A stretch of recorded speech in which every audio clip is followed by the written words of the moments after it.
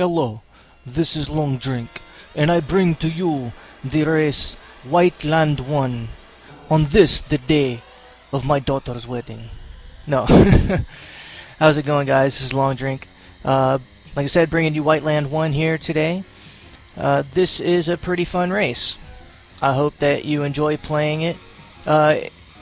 Nothing too terribly tricky, it's just a combination of the things that we've been seeing before in a more diabolical form, as it's just going to keep, you know, building and building and building until we get to the end of the game. So, two things that I'm going to talk about. First, on the first lap, whenever you hit these jumps coming up, and you're going to go around this curve right here. Right here, you're going to hit these jumps. Kind of what you want to do is plan it so that on one of those two, either the last left or the last right, magnetic pad, when you're bringing your jump in, you want to try and grab it to come down over that, so that you come to the right of that last ramp. That gives you a way to get out of there. Also, my suggestion is that's the perfect place to use the boost.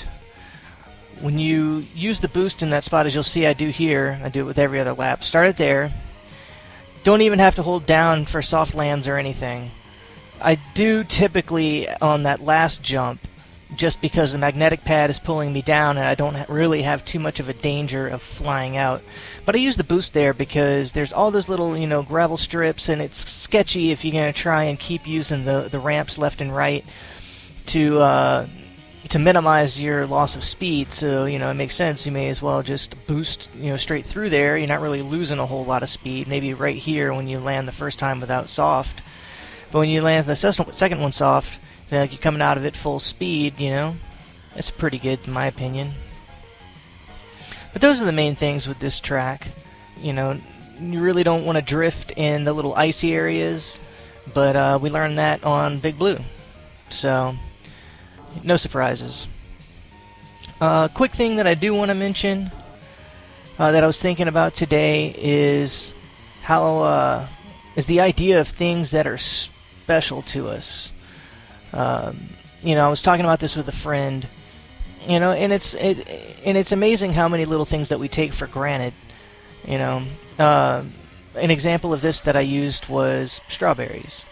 You know, you can find strawberries now year-round in the grocery store, but you know there was a time, and maybe I'm showing my age, but there was a time when I was younger, and you couldn't find them all the time. It was sometimes only on the side of the road, and when you did, it was amazing, and you had them, and it was a really special time.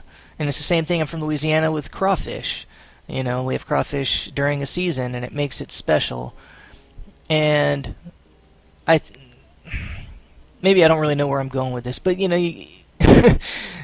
but you gotta not take these things for granted, and you need to appreciate these things when you have them. I think that's what I'm trying to get at. Anyways, this is Long Drink, signing off.